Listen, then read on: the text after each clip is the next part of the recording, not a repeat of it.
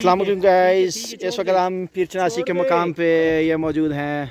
हमारे साथ इस वक्त इस पुरफसा मकाम में नकाश फादी और हमारे साथ इस वक्त चिश्ती साहब, अजलाल भाई, अख्तर लावा। ये लाहौर का पावा नहीं, ये मुजफ्फराबाद का पावा है, अख्तर लावा।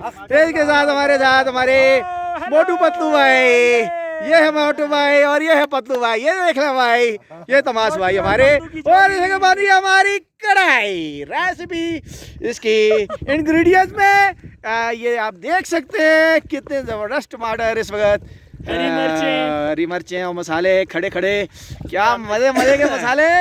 और इसके बाद मोरग इसमें जाएगा जब, तो शशके होंगे इसके। और ये आप देख सकते हैं, ये देख सकते हैं इस वक्त हम पीर चनासी के मकाम पे।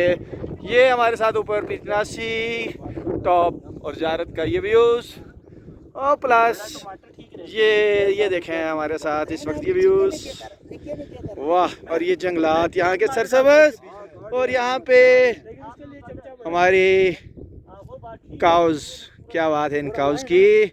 और ये सब घास खा रही हैं और अपना पेट भोजन कर रही हैं। इसके बाद हम भी भोजन करेंगे जी जी। ये सब देख लें आप इस तरफ, ये व्यूज़। और ये हमारे सफ़ेद वासी साहब, माशाल्लाह माशाल्लाह। ये सब कढ़ाई तैयारी हो रही है।